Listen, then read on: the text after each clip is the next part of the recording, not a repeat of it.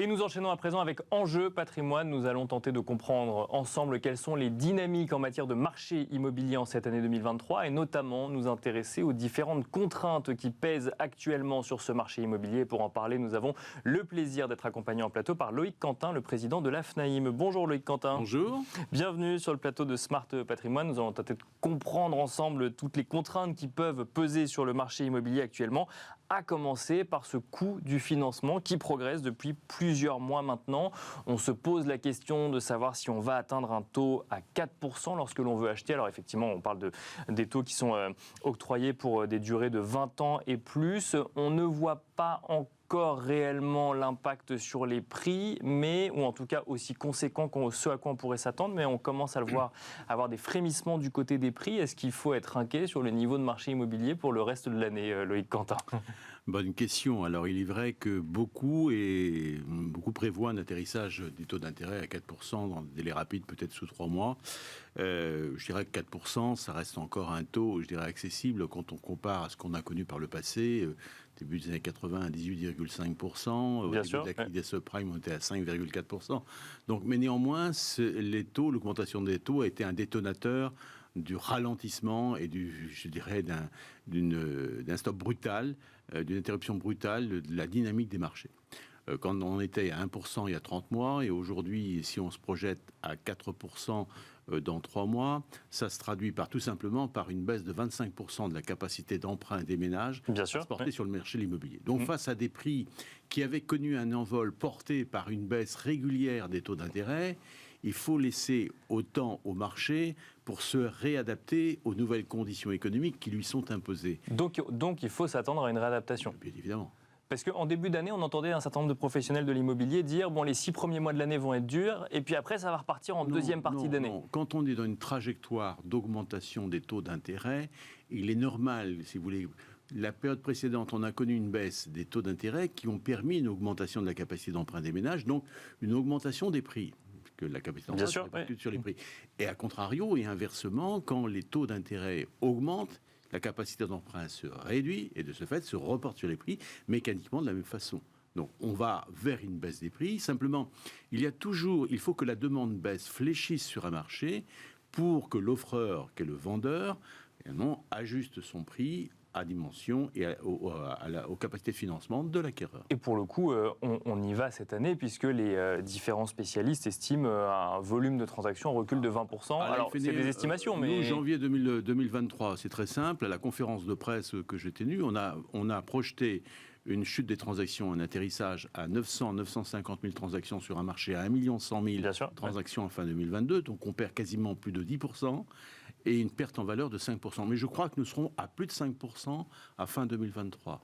Parce que la poursuite des taux d'intérêt se poursuit et il n'y a aucun signe indicateur qui nous permette d'anticiper autre chose que cette augmentation. Pour le coup, j'aimerais revenir sur le terme inquiétude quand on voit que en 2021 ou 2022, la profession affichait des volumes de transactions records. Est-ce que un peu moins de transactions en 2023, c'est forcément inquiétant pour un marché immobilier? Non, ce n'est pas inquiétant tant qu'on reste encore sur des taux d'intérêt qui restent cantonnés, parce que si on ne dépasse pas les 5%, je dirais... il n'y aura pas trop de casse, le marché va devoir s'ajuster dans ce moment-là. Mais on a connu 2 années les plus grandes de l'histoire. Bien sûr. Avec des volumes à 1 200 000, 1 100 000 transactions, quand la normalité se situerait à 850 000 ventes par an. Donc, je dirais qu'aujourd'hui, il n'y a pas encore trop de cas. Il ne faut pas être alarmiste. Je crois que les bons professionnels s'en sortent.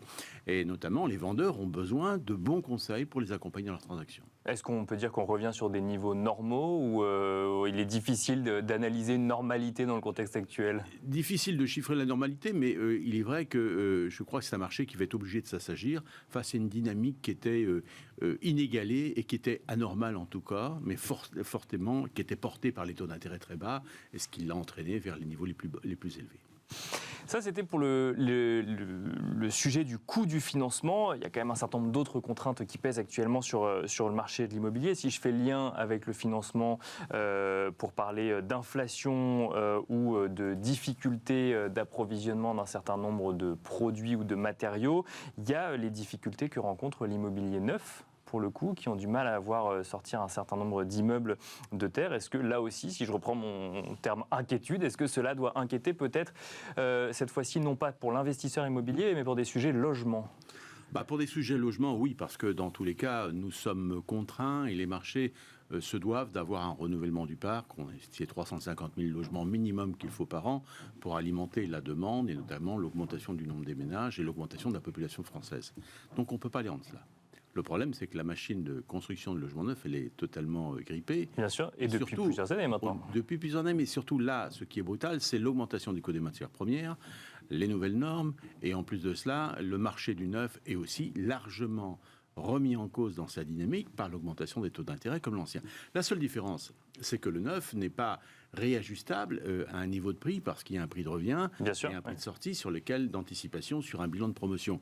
Les promoteurs aujourd'hui sont dans une difficulté extrêmement forte parce qu'il y a là un arrêt brutal de la vente de logements et ce qui risque d'entraîner aussi un arrêt brutal des permis de construire et des démarrages de construction. Donc on ne peut pas prendre de retard. Donc on est contraint, comme on l'a été en 2008, avec une situation avec un surstockage qui arrivait. Elisabeth Borne a annoncé le rachat par la CDC un certain nombre de logements. Je crois que ça a été fait sur 20 000 logements. Voilà, c'est une solution qui est proposée, qui peut permettre de donner une boîte de sauvetage, mais simplement le problème fondamental reste comment on va construire de logements demain dans le cadre d'une situation inflationniste, dans le cadre de taux d'intérêt élevés, face à des normes compliquées et face à toutes les obligations qui s'imposent aujourd'hui à la promotion privée et à la construction neuve. Mais donc, quand je vous écoute, Loïc Quentin, j'ai l'impression qu'il n'y a pas de solution vraiment viable à court terme sur le sujet qui pourrait dégripper finalement le mécanisme enrayé aujourd'hui. Si, je pense qu'il y a des solutions. Alors, si on veut sauver que le neuf, je pense que le Pinel qui a été revu en 2022 a été un effet réducteur de la demande des investisseurs. D'une part, il y a aussi, peut-être on peut construire différemment avec des standardisations plus courantes. On peut aussi tout simplement, et je le dis, je serai peut-être le seul dans l'écosystème de l'immobilier à le dire, on devrait interdire aux maires tout simplement de négocier avec le promoteur au moment de lancement d'une construction et de faire peser sur le promoteur et donc sur le particulier qui achète un logement dans le secteur privé, de faire peser le financement de logement social. Je vous donne un exemple. On vend 6 000 euros du mètre carré sur une ville comme Nantes. On impose de vendre 2 500 euros le mètre carré à un bailleur social. La différence, les portée, bien évidemment, par l'investisseur privé. Je le dis moi-même, parce que les promoteurs ne le diront pas, mais moi, il est de mon intérêt, au nom de l'intérêt général du logement, de le préciser, de le rappeler. Donc, est-ce que il y a des solutions. Il y a des solutions.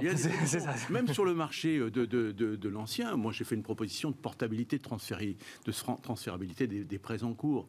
Voilà pourquoi quelqu'un qui a emprunté à 1% demain, qui sera exposé à un taux de 4% 30 mois après, ne peut-il pas réemployer son prêt qu'il a contracté à 1% pour une autre acquisition? Oui, mais ça... Honnêtement, est-ce que ça a une possibilité d'être accepté un jour et d'être mis en application? Je crois qu'il faut... Moi, je suis là pour être un agitateur d'idées, pour faire des propositions pour le logement. Je n'ai pas de prise d'intérêt dans le financement, mais simplement, moi, je demande uniquement qu'on puisse échanger avec les banques, avec le ministère, au moins qu'on reprenne l'idée, qu'on apporte une réponse. Je n'ai pas d'écho à la proposition. Qu'on ne me dise pas que c'est impossible, puisqu'on l'a pratiqué. Et même, on a permis aussi le transfert des prêts sur un bien vendu à un autre acquéreur. Donc, c'est une technique qui existe et qu'on a pratiquée dans le monde professionnel. Mais dans un contexte, alors je ne suis pas forcément là pour défendre les banques, mais peut-être pour poser un contexte, dans un contexte aujourd'hui de financement même des banques qui est plus complexe, puisqu'elles empruntent plus cher avant de... Aujourd'hui, le financement est déjà mis en œuvre. Donc, aujourd'hui, le laisser à un emprunteur pour une autre acquisition et ne pas l'exposer à un remboursement anticipé, je pense que c'est une solution pragmatique dans le cadre d'une limitation, je dirais, dans le cadre d'une certaine durée. Mais moi, je veux bien discuter autour de cette question-là. Bon, le message est passé. Si on veut en discuter dans Smart Patrimoine, on pourra également. Autre sujet, Loïc Quentin, ce sujet de rénovation énergétique. Alors là, on peut parler de l'ancien. Effectivement, il y a les normes du neuf, on en a parlé, mais il y a aussi la rénovation énergétique du parc existant, avec quand même le bâton derrière, qui est l'interdiction de louer un certain nombre de logements s'ils ne sont pas rénovés.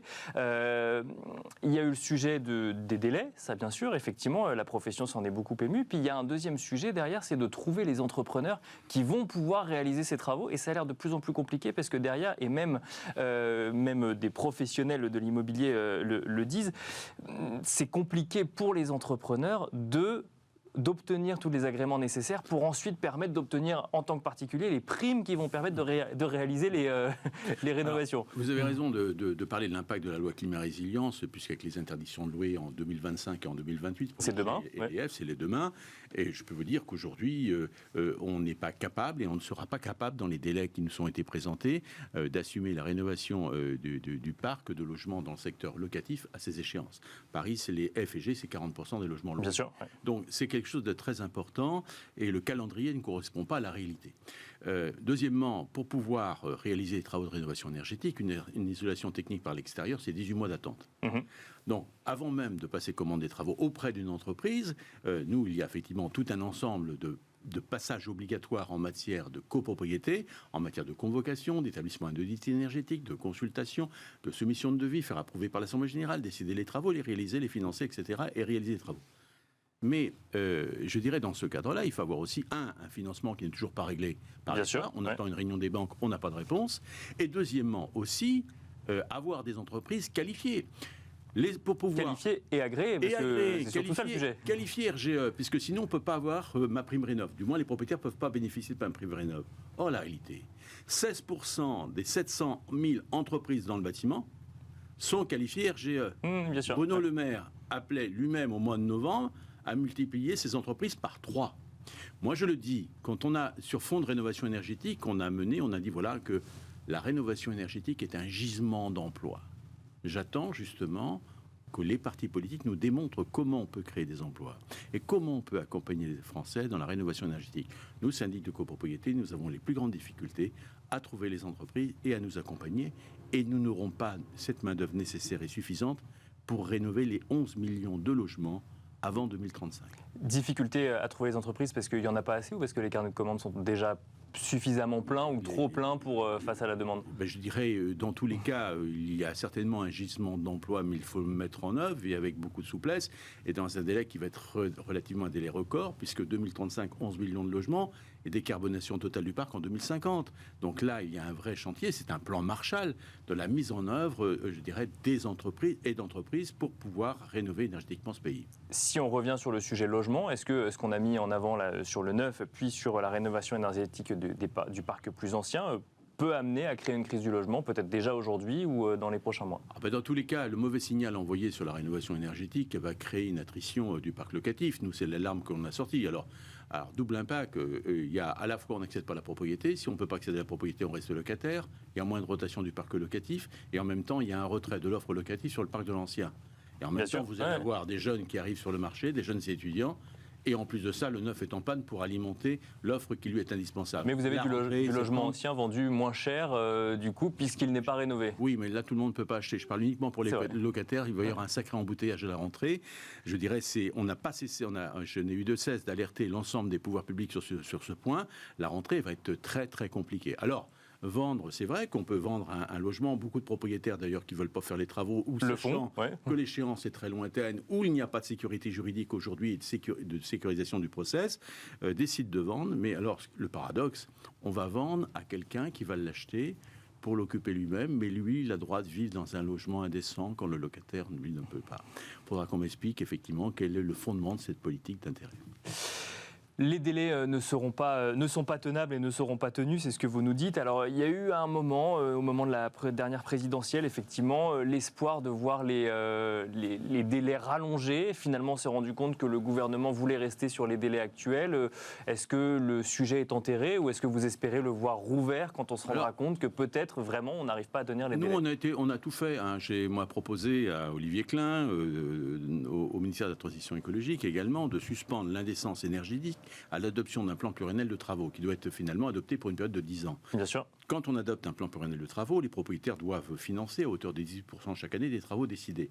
On a même fait une proposition de raccourcir ce plan à 5 ans pour accélérer la rénovation énergétique sous le fait de suspendre cette indécence énergétique, c'est-à-dire que permettre aux propriétaires, dans une copropriété qui a pris l'engagement de réaliser ces travaux de rénovation énergétique, de pouvoir louer quand même ce logement et de ne pas créer cette attrition et notamment un assèchement anormal du parc de l'offre locative. Parce que la rénovation est engagée. Voilà, tout à fait. Et ça, c'est une proposition qu'on a faite qui est de bon sens. Non, je crois tout simplement qu'on a affaire à... C'est une question politique. Il n'y aura pas de rétropédalage. On a affaire plutôt à un dogme, finalement un positionnement politique qui va à l'encontre de l'intérêt général des marchés. Je crois que je ne sais pas comment nous allons nous faire entendre. Il faut être encore imaginatif, il faut faire des propositions, mais je pense qu'il n'y a pas de volonté réelle de reculer sur la transition écologique. Sans reculer, peut-être un délai de compréhension d'un an ou deux, aménagé du moins, et nous on est prêts à discuter avec eux. Je crois que cette rénovation énergétique, elle est absolument indispensable. Tous les acteurs sont engagés et nous sommes déjà engagés et nous la mettons en œuvre. Mais simplement, dans les délais, comme je l'ai rappelé, vous l'avez dit, les délais ne sont pas tenables, ne sont pas soutenables et on demande un aménagement du calendrier. Très rapidement, Loïc Quentin, cette année 2023 pour les professionnels de l'immobilier, elle est vécue comment alors qu'on arrive à la mi-année ? Alors elle est vécue dans une année de transition entre, je crois que c'est un changement de paradigme complet dans l'évolution des marchés que nous avons connus. On n'a connu que des marchés haussiers avec des durées d'emprunt de plus en plus longues, des prix de plus en plus élevés, des taux d'intérêt de plus en plus bas et notamment avec un endettement de plus en plus fort. Il va falloir remodifier cet environnement. Il va y avoir une période douloureuse, je pense, l'année 2023, mais plus que jamais, la FNIM nous partage et travaille à la mise en œuvre de solutions et aussi accompagner nos entreprises. Et je pense que plus que jamais, les Français ont besoin de véritables guides dans leur accession et pour les accompagner dans leur parcours résidentiel. Et là, les professionnels FNIM seront à leur côté plus que jamais pour pouvoir leur prodiguer les bons conseils. Merci beaucoup Loïc Quentin d'être venu sur le plateau de Smart Patrimoine. Je rappelle que vous êtes président de la FNAIM. Merci beaucoup. Merci à vous. Merci à vous également de nous avoir suivis et je vous dis à très vite sur Bismart.